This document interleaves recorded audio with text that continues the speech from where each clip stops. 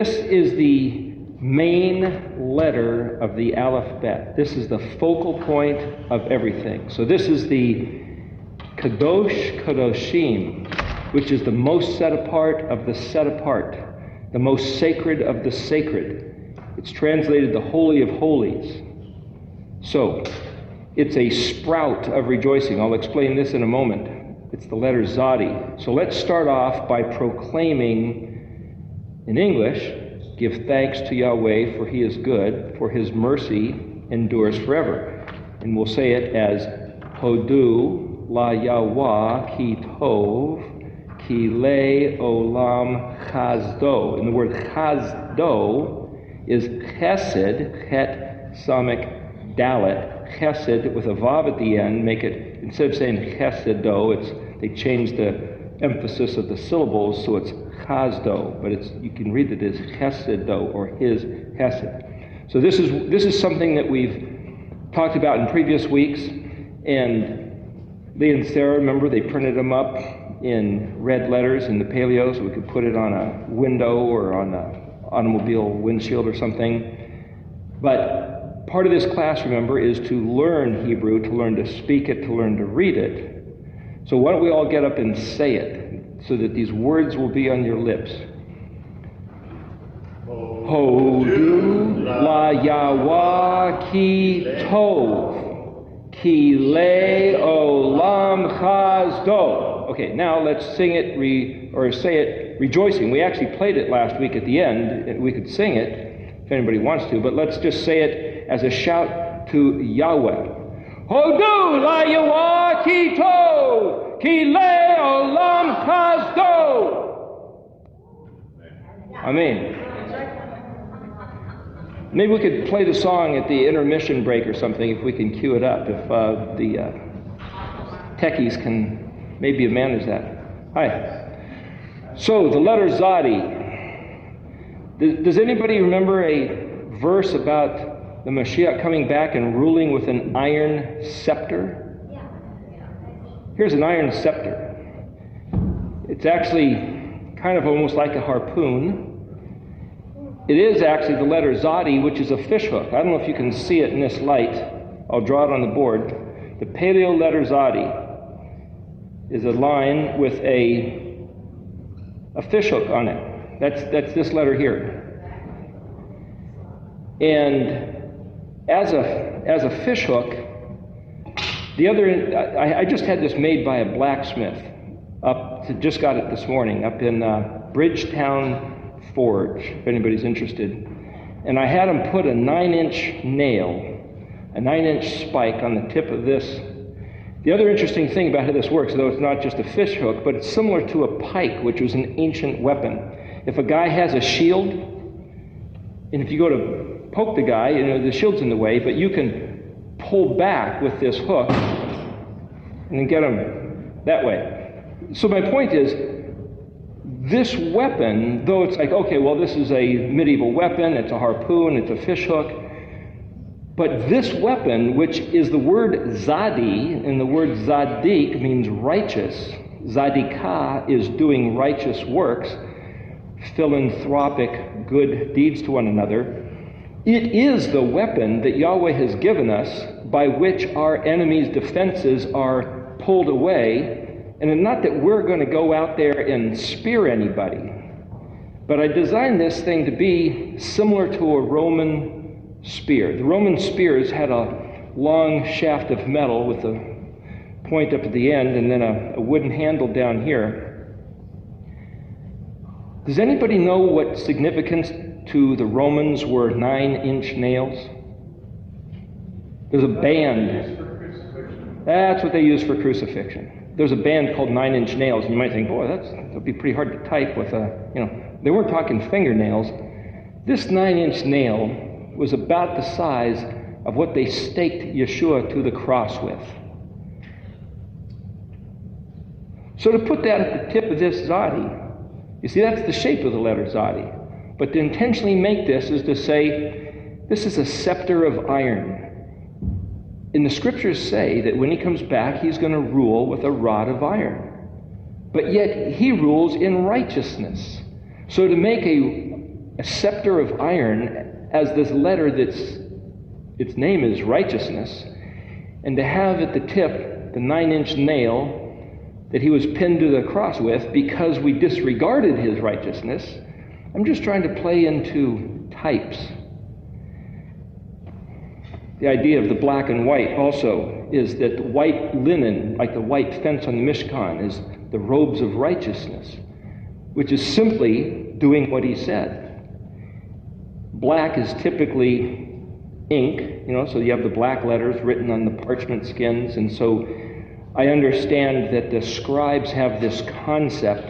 Avi ben Mordechai wrote about it, saying there's this notion of black fire is the letters, and white fire is the spaces in between the letters. And you go, what does that mean? How do you read the spaces in between the letters? When I first read his book, he actually wrote 3 books, Messiah 1, Messiah 2, and Messiah 3, and the Messiah 3 book was yanked from circulation, and maybe all of them are by now, I'm not sure, but it was like, why pull this from circulation? There's some very interesting information in here.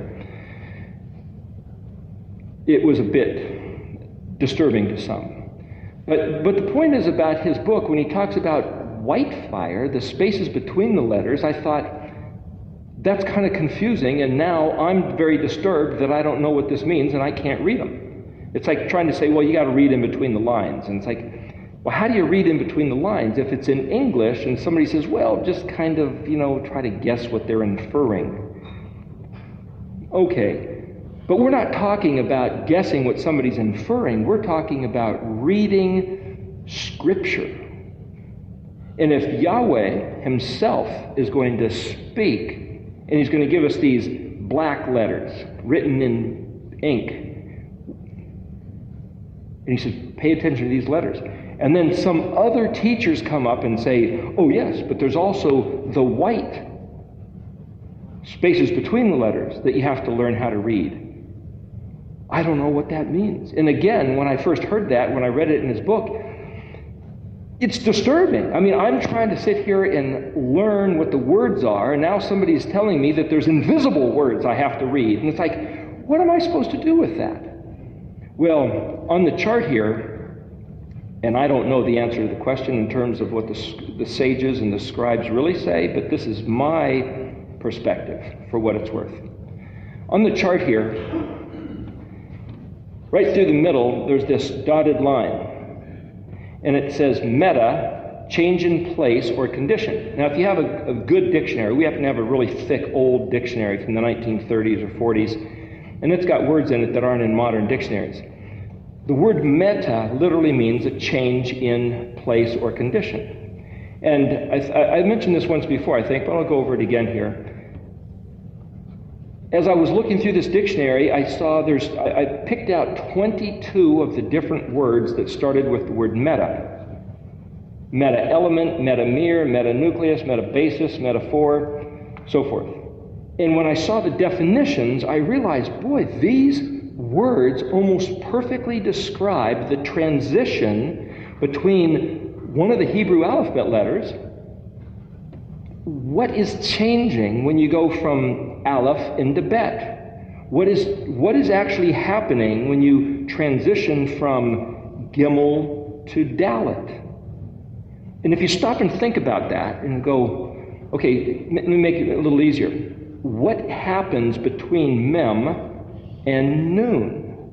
Now remember, Mem is like the womb or the environment, like the water, and if Nun is the fish, well, the fish is in the water, but the fish isn't the water. The water is the environment, and the Nun is the living thing in the environment, and the fish jumps out of the Mem. So just to go back over this a little bit, the Mem in the Paleo, yeah, we're going to do Tzadi. We'll get there. The Mem is like this wave of water, and the Nun is like this springing of jumping out of the Mem. So if you get the idea, what's the transition happening between Mem and Nun? If you're thinking of Mem, you're thinking of environment. If you're thinking Nun, you're thinking the object that is in the environment that leaves the environment. So now what's the white space between the black letters, you might say, of mem and the black letter nun? You have to change your thinking to go from environment to living object. So, I haven't looked at this for a long time. Let me see, what did I put between mem and nun? Mem says metallicious, to dwell, care for, cherish, or worship. And it also has to do with working metals. You say, well, what does that have to do with it? That word, metallikolos, means to dwell, care for, to cherish, or worship. Well, that's what mem is all about. Remember, mem is a womb, and it has to do with cherishing the one in. And then you look at nun, and it has having real being, the essential truth of reality, which is to say the supernatural perspective, which is to say, what's going on, the difference there? One has to do with nourishing, like this environment, and the next one disregards the environment, which is kind of a subjective focus on the self, and it gets into the supernatural, the real, the transcending of what's all this about anyway. And so you have to change from a certain focus to another focus. And not to belabor this, but if you go back and read all of these and try to line them up with the letters, and then how does one letter go into the next? Like Aleph is variegated as a spectrum. What does that got to do with Aleph? Meta-element. That's what it means, is variegated as a spectrum. And it's like, if Aleph is the plan, what's the Aleph bet? The Aleph bet itself is the variegations of white light, as it were, turning into the different colors. The variegations of the Aleph plan turning into the different concepts of each one of the 22 letters. Okay, so what's a Tzadi, and what does Tzadi have to do with this? Well, the picture of the Tzadi in the Paleo, being a fishhook, and remember, I'm trying to show you different props and different things based on what the letter looks like, so that it'll lock into your brain. So if you picture this fish hook, somebody can tell you, oh, Tzadi is a hunter or a fisher, and you go, okay, now I have to memorize that. But hopefully the picture of this will go, wow, that's that harpoon thing. Here's another picture. Here's a log. And if the log catches fire with a flame coming out of it, there's a Tzadi-ness to it, because it's something which is now sprouting something else. If you have a caterpillar that turns into a butterfly, so he sprouts a wing, there's a Tzadi-ness to that. If you have a rose bush and it sprouts, the bud sprouts into this flower, there's a Tzadi-ness there. If you have a mouth, a pei, and the mouth speaks something, that it sprouts open, that word is pei Tzadi. What we did last week was the letters pei Tzadi. One thing I was trying to do last week is to embody what it was about. So, apologize for being a little bit loud and emphatic, but pei Tzadi, I think I mentioned it, pei Tzadi is the word to explode or detonate or to break everything into little pieces. And the word pizza, though in the dictionary says, well, that comes from a foreign word, it literally is to break everything into little pieces and scatter them around like an explosion. So the word pizza literally is pure Hebrew, pa-za, or depending on what vowel points you put under the pei, whether it sounds like a yo, like an e, or an e, or an ah. In Paleo, again, there is no vowel points to deal with. And I've read in some books, whether it was Isaac Mosesson or who, I'm not sure, but I've heard that nobody really knows how the words in the ancient language were ever spoken. So the fact that I'm butchering the language by not using proper vowels, I could apologize, but all I'm saying is that I'm not conforming to the standard acceptable way of speaking that we have today. But nobody knows. So the Masoretic scribes back in the Middle Ages came up with certain ways to maintain proper pronunciation, and they do them with the vowels. So those of you who don't know Hebrew, we haven't addressed this, but if you have a Tzadi, you might have a line this way, or you might have a line that way, or you might have a dot or two dots, you might have a couple dots this way, or you might have a dot here, or you might have a dot here, and those are all different vowels. Those dots and lines are the vowels. They don't add letters like in English, you add A, E, I, O, U. They don't do that in Hebrew, they add these dots or lines.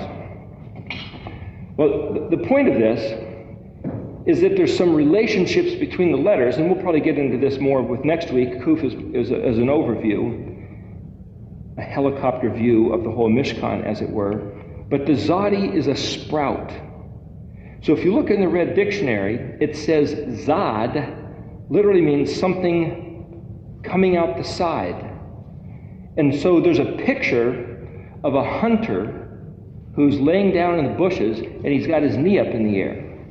And it kind of looks like, here's the body, and the hunter's got his knee up in the air.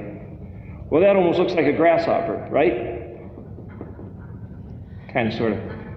The point is, the letters or the only insects which are kosher to eat happen to be the insects with their knee going up in the air. The grasshopper, the cricket, the locust, those are kosher insects. And it's just like this similar, it's like, is it a coincidence that the Tzadi, which is the righteous letter, the letter that means righteousness, has this sprout coming off its side, and the only kosher insect to eat has its leg coming out its side? So the sages, those people who study the Hebrew, notice these things that are correlations and say, this is no coincidence. It must be a picture on purpose. So before I mention this, how many of you would have ever looked at a grasshopper and said, hey, there's the letter Tzadi? You couldn't do that. So I'm bringing these points out to say something coming out the side. So I knew of a certain congregation where the leader was teaching people how to render Hebrew from the perspective of what the letters mean. And when he sees the letter Tzadi in a word, he equates it to a hunter with his knee up in the air. It's like, why would a hunter have his knee up in the air? Well, because if you read in the Red Dictionary, it means to hunt or to fish. And a hunter maybe has his knee up in the air as he's crouching down, or maybe his elbows up in the air or something, but he just says, okay, well, Tzadi means a hunter or a fisher, or the guy with his knee in the air. So then he would take, this was a few years ago, he would take this notion of a hunter with his knee in the air, and he'd weave it into the meanings of the other letters to extrapolate what that word was really saying. Is that fair to do? Sure, I do the same thing. That's what this chart's all about. What I'm saying, though, is the purpose of this chart is to say, now here's the letter Tzadi, and you can read all this stuff down here, and those are all Tzadi issues. And you can take any word with a Tzadi in it, pick out any one of those matters and say, those are Tzadi concepts that might be applicable in this word. Sure. So is a hunter with his knee in the air. But how does that help you understand the word? Well, whatever this other guy was doing, using the fact that Tzadi was a hunter with his knee in the air, has a certain degree of validity. And it might help you to a certain degree with understanding how to read Scripture. My point is, a hunter with his knee in the air, a grasshopper, a piece of wood with a flame on it, a bug with a wing, those are pictures of what a Tzadi means, but they're not Tzadi. They're a picture which embodies Tzadi-like images. Just like Tet is a snake, they say. So some people look at the letter Tet, and every time they see the letter Tet, they see a snake. Remember, the letter Tet was like a shield. In Paleo, it's this, and in modern, it's that. Well, how do you see a snake? Well, one way to see a snake here is that a snake coils up its body, and here's these viper fangs. There's the head that it'll bite you with. But I came out that day with a sword and a shield, because the snake's head with his fangs is kind of like the sword, and the coiled body of the snake is like the shield. shield is round, the snake rounds up, that's the way it shields itself. But the letter tet isn't a snake. A snake represents the imagery of the letter tet. The letter tet also means a full basket. Well, you think of a basket as round, but a full basket is you pile something up. What I'm saying is that the way to read these letters is more than just assigning individual concepts to them. So what does this have to do with Tzadi? We were talking about a couple weeks ago that the ayin was eyes, it's also judgment, it's also scales. Being eye, it's also ocular. It also means to look well to regard, to consider. It's also being ocular, it's the occult realm, the realm of visions. And the people that can see those visions and put weight to those visions kind of trumps or supersedes the letter that came before it, which was the Samik, which lines up with the menorah, which lines up with the day of creation number 4, which was putting the sun, moon, and stars in the sky, which has to do with time. And so I rendered the equation, the parallel to you, that the Samik was like the dimension of time, the ayin was like the dimension of the spiritual realm or the occult or demons and angels. But then this pei, which comes after the ayin, is the words of Mashiach. And that because Israel regarded sorcery, divination, perversion, and the visions of their heart and didn't regard his words, their eyes were blinded to the truth. And that the pei is not just a mouth, but the pei is a mouth which opens. And that there's this way of looking at it, the saying metaphorically, the pei being the open mouth, which is understanding the words, addresses the closed eyes of the ayin for those who trust in their visions and the occult and disregard the words. But for the pei to open up its mouth and speak, there has to be understanding of the words. But not just understanding of the words, something has to come of the words.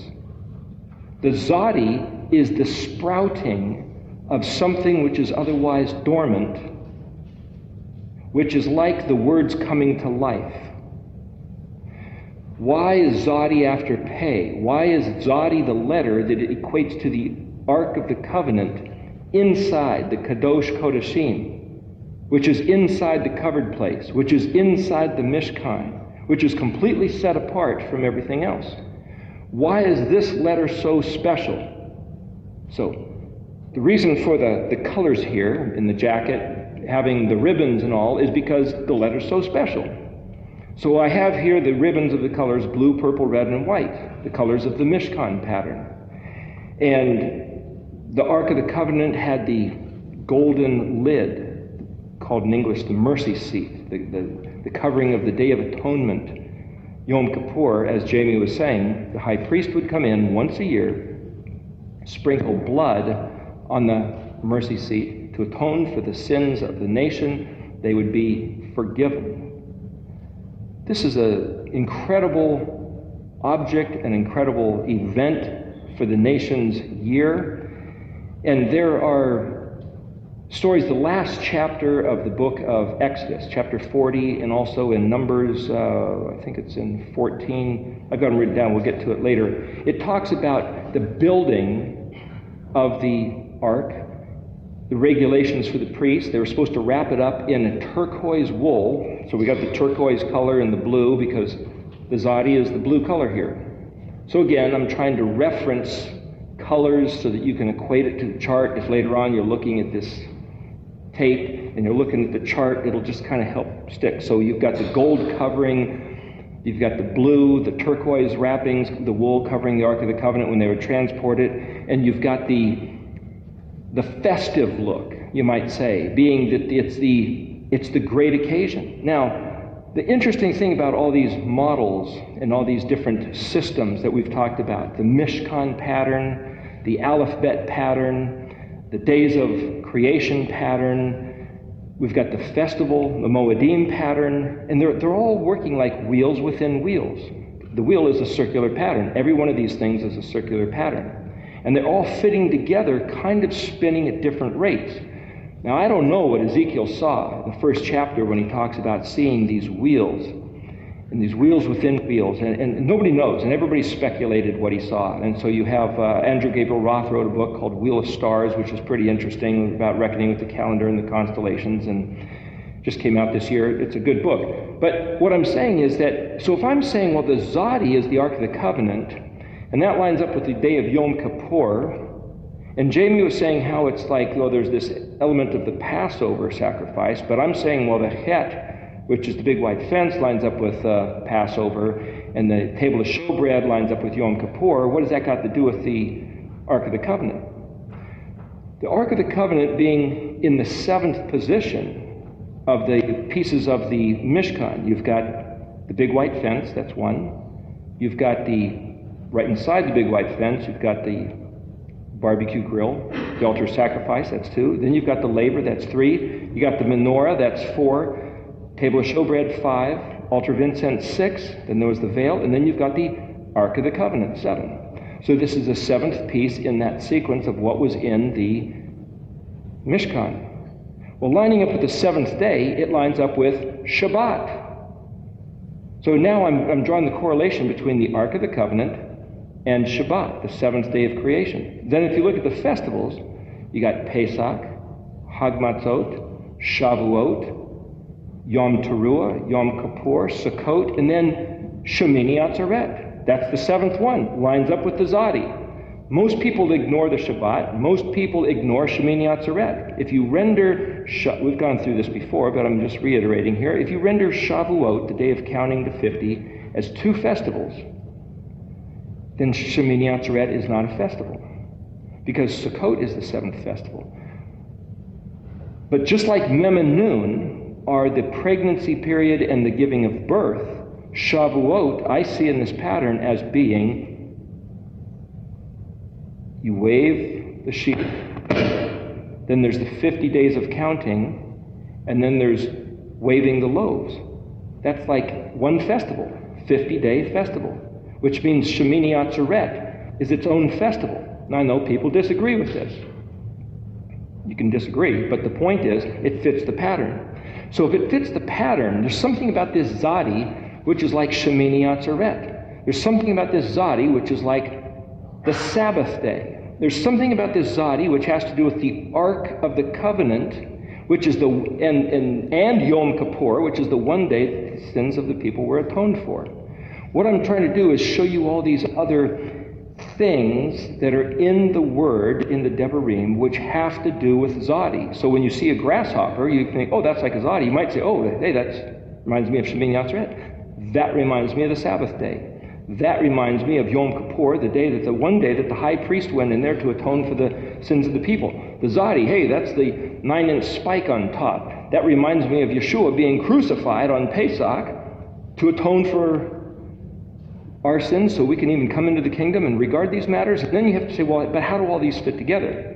Well, the way they all fit together is another matter, but that's what the Aleph Bet is all about. I'm not going to belabor that at the moment. I'm trying to ingrain with you Tzadi matters. But you could say, going back to Mem and Nun, and what has that got to do with Tzadi? This horizontal caterpillar, the grasshopper, the log, the Tzadi is the sprout. The Tzadi is the letter with the sprout coming out of it. So that's like, this is the Mem, and that's the Nooning out of the Mem. So even within the Tzadi, there's this Mem-Nun sort of picture. Well, there's another interesting thing about the Tzadi in the Ark of the Covenant. Remember what was in the Ark of the Covenant?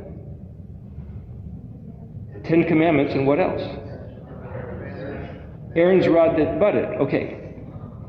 There was also another thing. They put a jar of manna in there, right? Okay, but Aaron's rod that budded, it was a dead stick. It was his walking stick. Each of the 12 chiefs of the tribes had their walking stick. If you remember, some people were squabbling about, they're saying, hey, Moses is playing favorites. He's hiring his brother to be the high priest. And Moses would say, come on, I'm not doing that kind of stuff. And they say, sure you are. Look it.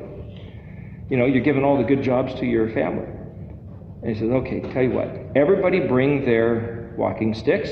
We'll put them in a pile and we'll let Yahweh choose.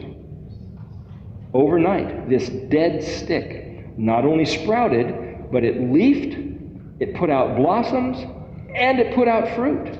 Well, nothing does that. That's like 3 seasons worth of work and overnight. Obviously, it was Yahweh saying, I'm designating Aaron.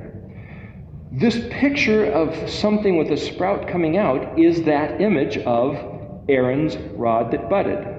So there's another picture image you get from looking at the Tzadi. For what it's worth, I'll show you the modern Tzadi, just so you'll be able to recognize it also. And there's some interesting imagery in the modern Tzadi. If you draw it like this, to me, it almost looks like a person. You could put a head here, and it almost looks like a person kneeling, maybe their feet here, with their hands up, right? So it has to do with this reverence. Well, what does Tzadi mean? The word Tzadi means righteous. Tzadik is the righteous one. Tzadikah is doing righteous. What is a righteous one? Well, a righteous one is one who kneels in reverence to what? The words that are put in the Ark of the Covenant, the 10 Commandments. He regards Yahweh's instructions. Okay, well, that's the normal Tzadi. But there's 5 Sophite letters. And again, going back to the chart, the 5 Sophite letters are right in here. Kaf, Mem, Nun, Pei, and Tzadi. And I believe if you render what all those letters mean, there's a message in there too. I think we addressed that once before. We can go back over it another day. Just if you read just the 5 Sophite letters. But in the modern Chaldean flame letters, the final Tzadi is drawn like that. What it looks like is the difference is, here's this person standing here instead of kneeling. And you could say, well, what kind of imagery might be there? And you could say, well, the hope set before us, we who regard these matters that were written on the tables of stone, is that in the by and by, we will be standing in the presence of Yahweh himself, standing there beholding him in his throne room. So this picture of Tzadi is to say, those who kneel before him now will stand before him later. It's like, wow, what a great hope. So there's notion called the blessed hope, or the hope set before you. And maybe it's kind of a Christian notion, but it's like, no, everybody has a hope set before them. You know, without a vision, the people perish. Without a hope, you can't keep going. Well, what's the hope that we all might have, whether you're believers or not? Almost every people group, I believe, has had some sense of eternal life or what comes after this, and some say, well, there is none. And it's like, well, maybe there is none. But in order to say there is none, you had to at least consider the possibility, which means the possibility was at least on your mind. You just chose your favorite option, which is to say it's too much to deal with, and I don't want to take the responsibility, so I'm going to declare there is none, and hopefully I'm right, so I don't have to face the music when the time comes. Nevertheless, it's the burden on everyone's hearts. The burden on everyone's hearts is, though we die, is that the end? So the picture of the Tzadi also is a picture of one who is dead suddenly coming back to life. And so here's this picture down here under the Tzadi of kind of like a coffin and a skeleton sitting up with big wide eyes and lines coming out of his head like, uh-oh, I thought I was dead. I thought that was all there was to it. So neither he was one who didn't believe in eternal life who says, uh-oh, I'm in big trouble. Or he's one who wakes up and says, all right, now I get to face my reward. To endure the week or the month and suddenly get your reward, payday, it's like, hey, it all comes around. Well, you'll notice on this chart, right at the very top, the word payday is under the Tzadi. In the Aleph horizontal row, which is strategy, and in the Tzadi column, it says payday. And if I hadn't explained it, you might have said, what has payday got to do with the Tzadi? You work your 6 days, and all of a sudden, hooray, here it is! Why am I dressed festively? It's like, yeah, payday! Hey, it's Resurrection Day! Hey, we finally get what we've been hoping for all these years. if you read Deuteronomy 4 and 5, that was the parashah reading for this last week. Did anybody read it? Yeah, a few people read it? Do you remember what the theme was about Deuteronomy 4 and 5? Do you see a Tzadi concept in there? We can look back over it later maybe I'll pull it out for the next half of the meeting. The point is, a Tzadi concept is the sprouting or the realization or the finally, wow, there's the thing that we've been hoping for, that we've been talking about, that we were told about, that we've been expecting, and here it is in reality. Remember, the Noon was talking about reality, and Mem has to do with nurturing something, harboring something, waiting for something. So the Tzadi is a picture, actually, of what Mem Noon is all about. So here in this life, we've been given these words, and we're told to have an expectation of what they'll bring forth. And the Tzadi is, there it is, in reality, manifest right in front of us. So we're told we have faith, hope, and love. The greatest of these is love. And it's like, well, what about faith and hope? Is it faith? Is it faithfulness? Faithfulness is fidelity, is steadfastness. Hope is that thing which says, I sure hope we're right.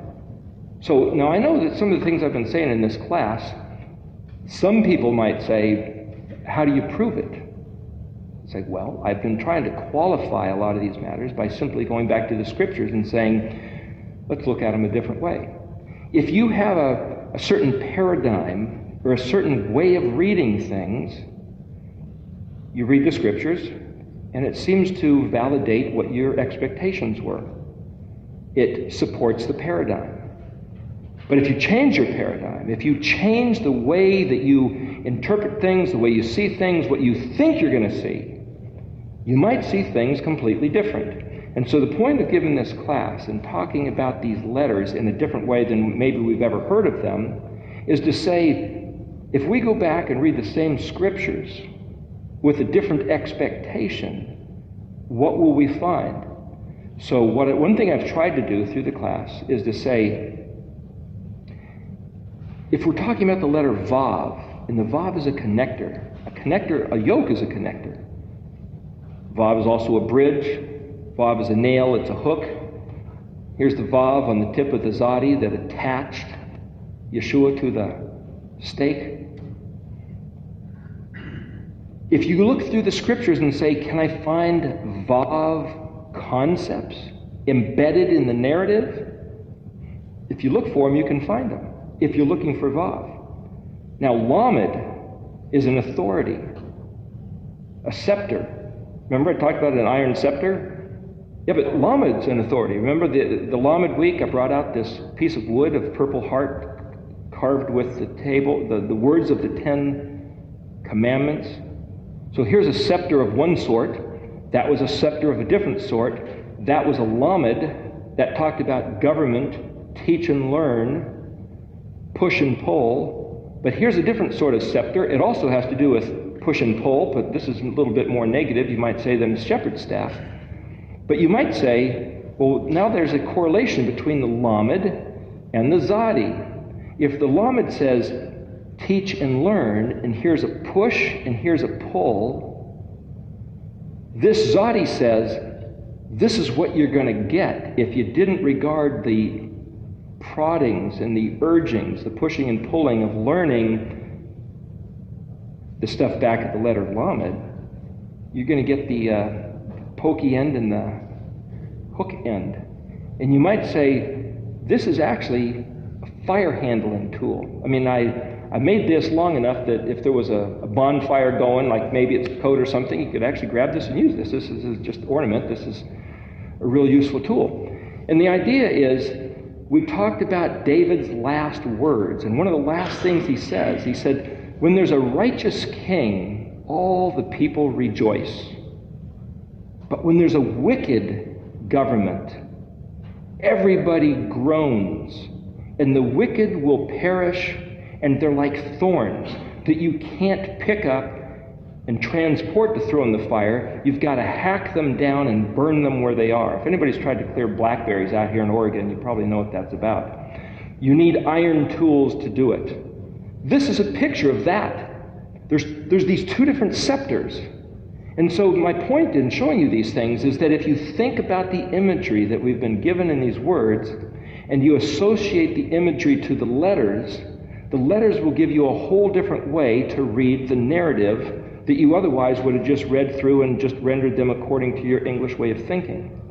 So the thing about these letters is that, I think we've mentioned this before also, but each letter is like a portal or a doorway or a window into a whole realm of Yahweh's invention. So we talked about this. There was a conference at Torah to the Tribes. And we mentioned these types of things. I'll address it here because some people that are watching were not on the benefit of the Torah to the Tribes thing. But imagine if you had different types of lenses. You have an X-ray lens. You have an infrared lens, glasses that you can look through.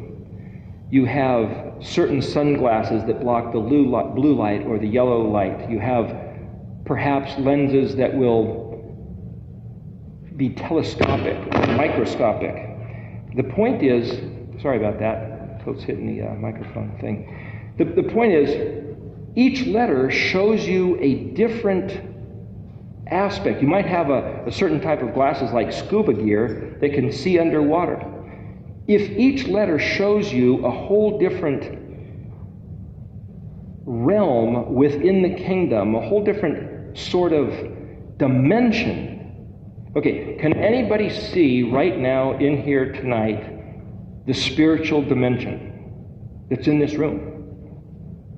That's a strange thing to say, isn't it? Does anybody see any demons and angels floating around? You can? What do you see? No, at this moment I don't see the angel. Oh, okay. The point is, this isn't working here. The point is, whatever exists in the spiritual realm is here, though we can't see it. If you had certain glasses on to see them, you could see them. But we don't, so we can't because we're limited to these five senses. What I'm saying is each one of these letters that we think about in Hebrew is a view like into a different dimension. So what's this dimension of Tzadi? The dimension of righteousness. If you read the scriptures all through, Yahweh says righteousness will exalt a nation. He says those who do righteousness will prevail. The ultimate victory goes to the righteous. If you want to please Yahweh, you do righteousness. I could go on and on. I'm trying to say these things to spur your own thinking as you come across these verses in the scriptures. He has a lot to say about righteousness, and in Yahweh's world, righteousness always wins. Now you might say, well, yeah, but the battle's pretty tough, and in the meanwhile we get beat up pretty bad, and then, finally we win. Maybe at the end, well, this isn't quite at the end. Notice this isn't quite at the end, the sprout. So one of the things I've been trying to say is I think I see in these scriptures that Israel sprouts back to life, resurrects, not at the end, but before the end. It's the same as the imagery of this Tzadi. We don't wait to the very end of the world, game over, everybody rise from the dead and get your reward, and finally then he says, see, now I'll pay Israel off for all the harm it's been done to, and you'll see that, okay, now it's payday and I'll make it good. I seem to read in the scriptures that Yahweh is going to restore the kingdom to Israel when Israel restores the regard of his words in righteousness. And that it's not ours to say, let's make a bunch of weapons for ourselves and go out and kill everybody that doesn't agree with us. Let's go out and kill everybody of a different religion, of a different look, of a different nationality. In fact, they don't keep Shabbat the same way we do. Let's kill them too. I don't think that that's what this is about. Justice and mercy. Remember the ayin? What's justice? Samak ayin pay? Do justly, like the menorah, which is hold yourself to the scrutiny of perfectly doing what you believe is the right thing to do with the regard of the scriptural instructions. That's justice. Make sure you do what is, you're convinced in the deepest heart you have that you are absolutely doing the right thing with Elohim as your witness. That's justice. What's mercy? When your neighbor or your enemy messes up, blows it, does something against you, be generous, be merciful, be kind, compassionate, understanding, lenient, and forgiving. That's the iron. What's the pay? It might be kind of disturbing to forgive your enemy. It might be kind of disturbing to give somebody a break who doesn't deserve it. Go back and listen to the words of Yeshua. Go back and listen to the words we are given in Devarim throughout the Torah. Listen to what the prophets had to say about these matters. What's the Tzadi? There is a hope set in front of us that the words that he spoke at Pei will not be for nothing. They will sprout in their season, but it's righteousness that will sprout. If we think, by golly, Elohim's not doing his job fast enough, I'm going to go and turn around and do some evil to my neighbor, I'm going to do some evil to my enemy, I'm going to do some evil to that guy that just cut me off in front of the road, I'm going to do some evil to that person who just gave me a dirty look, I'm going to do some evil to that person who thinks that I don't know what I'm talking about. Yeah. What is that? The thing that will sprout is righteousness. If we want to see Israel come back to life, look at Ezekiel 37, the valley of dry bones. He said, speak, son of man. Yahweh said to Ezekiel, speak, son of man, and say to these bones, live. See, he had to open his mouth and he had to speak. That's Pei Tzadi. And what happened? The bones Tzadi'd. Well, they nooned, but they also Tzadi'd. They came back to life, and he breathed into them. Yahweh, with his Pei, with his mouth, breathed breath, because Pei doesn't just mean mouth, but also it comes out of the mouth, which is we're talking about words, and breath, wind, is also Pei concepts. He breathed into Adam, and Adam, the lump of clay, sparked to life. That's a Tzadi picture. Ezekiel spoke to the valley of dry bones, and the bones came back to life. That's a Tzadi picture.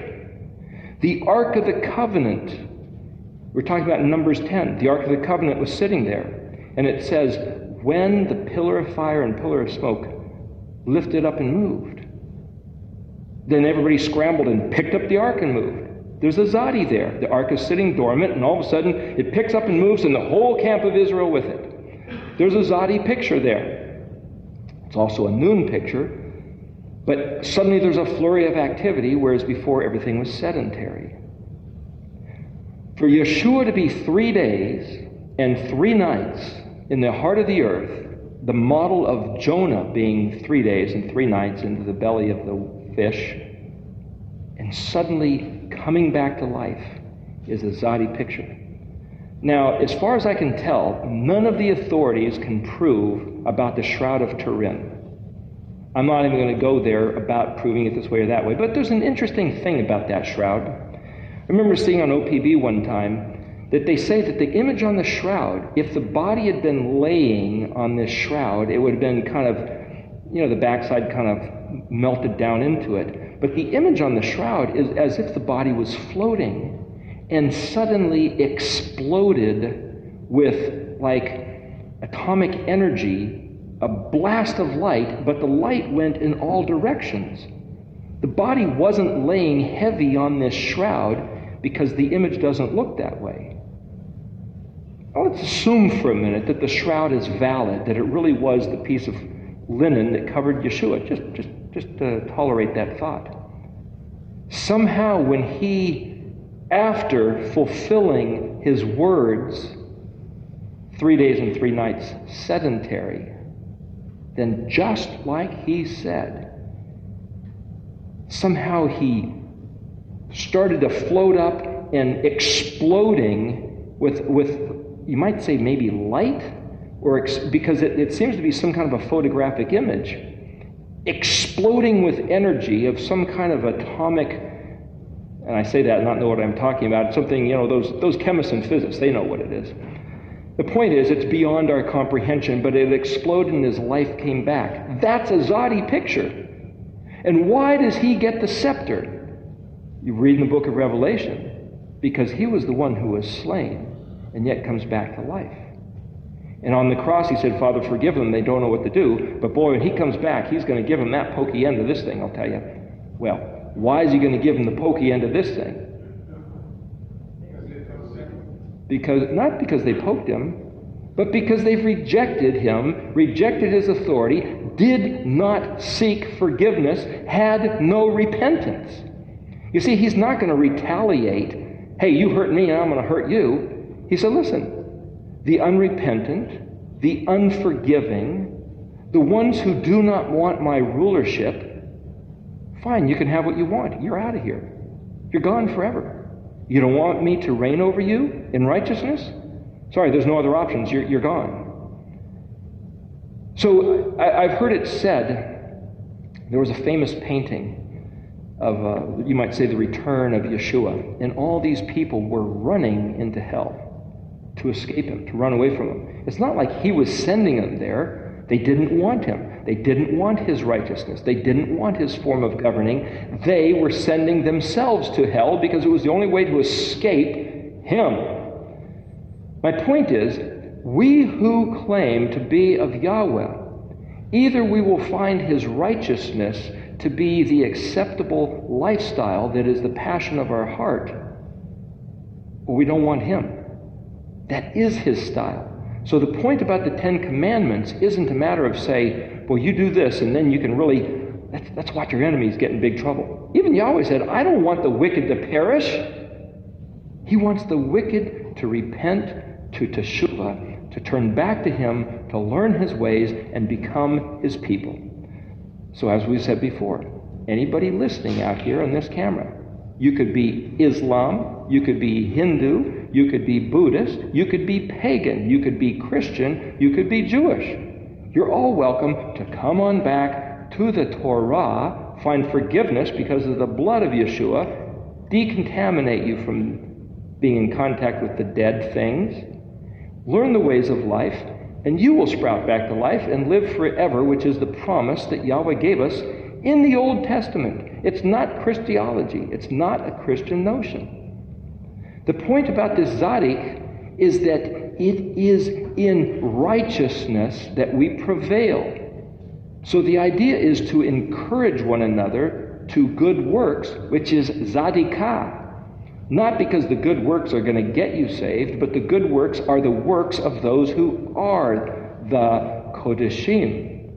Again, the word Kodesh is set apart. Kodeshim is the plural of the set apart ones. And this place of the Ark of the Covenant was in the Kodesh Kodeshim, which is the most set apart of the set apart. So maybe not everybody wants to be his righteous ones. I'm not going to tell anybody who's going to hell. Remember, Yeshua gave some parables of the great man who put on a feast. He had some invited friends. When the friends didn't want to come, he sent his servants out to bring in strangers, to compel the beggars sitting by the side of the road to come in. There's another story about 10 bridesmaids. Where's the bride in all this? You see, there seems to be different classifications of people that are compelled and invited to get in to the great hall. In fact, at one time, there was another parable of the guy put on the feast, and he comes up and he sees one person who's not dressed in the proper clothes, and he says, how did you get in here? And the guy's like, oh, well, maybe I sneaked in the door. He called his servants. He said, bind this man hand and foot and throw him out into the street, where there's weeping, wailing, and gnashing of teeth. What are the robes we're supposed to be dressed in? Robes of righteousness, Tzaddikah. You see, this is not just a symbol, but like the white robes here, the white pants. I'm trying to show you black and white letters. The black letters, what's in between, the white spaces, the robes of righteousness, understanding how you go from letter to letter. understanding that we have to read these things, ponder these things, consider these things, and not just, I'm just going to memorize the letters, but I'm going to memorize how I get from realm 1 to realm 2 to dimension 3 to dimension 4, to really pull these things out and see and say, well, if we can't see the invisible spiritual realm, why does he even talk about it? Because there's something to see. It has to do with weighing and measuring. And one person, you could say, well, I don't see the invisible realm. Well, the point is, if what he says is ponder my words, and if you see somebody who's saying, we don't need to do that, what voice is that? Get behind me, Satan. Get behind me, adversary. Get behind me, you who have nothing to do with Yahweh's kingdom, because Yahweh said, you better ponder these things. So one has to discern the voices by discerning the fruit, by discerning the heart. Is that how you see the invisible? The point is, there's a lot of these things behind the meanings of the letters. So we're upon the break here, but I just want to say this. When you see this letter, there's different ways that it's shaped up here, but they all have to do, sometimes you might see an ancient scroll written like this. There's a straight line, and unfortunately, the old way to make a noon from Jeff Benner's model is with a circle and something coming off. It almost looks like the same letter. There's a relationship between the Tzadi and the noon. So it's one thing to memorize the letters, it's another thing to memorize or to get a feel, a taste for what the letter represents. But it's another thing to say, how do I appropriate the meaning of the letter? What was Yahweh trying to tell me? And in this world, remember, if the Tzadi is a portal, is a window, in this realm of righteousness, not everybody can see it. Nobody but the high priest was supposed to go in that room except for once a year, and nobody could even look at the Ark of the Covenant, much less touch it. That guy that with David, he was zapped and died because he touched it. This is particular stuff that not everybody can handle. So what I'm talking about is to say, if you want to ponder what the true essence of righteousness is, you have to look at the letters, what's between the letters, you have to devote your heart, and you have to have a passion for righteousness. Remember what he said back at the Tzadi position. Blessed are those who hunger and thirst after righteousness, for they shall be filled. Hunger and thirst, a craving of zealousness is what Yahweh's looking for the people who want to ponder or consider themselves to be of this caliber. But I'm not suggesting everybody's required. I'm just suggesting that if this is the hearts of all you who are listening on the tape, who are sitting in the room, these are those matters. I'm trying to bring it to your attention with Tzadiness. Anyway, here's the break.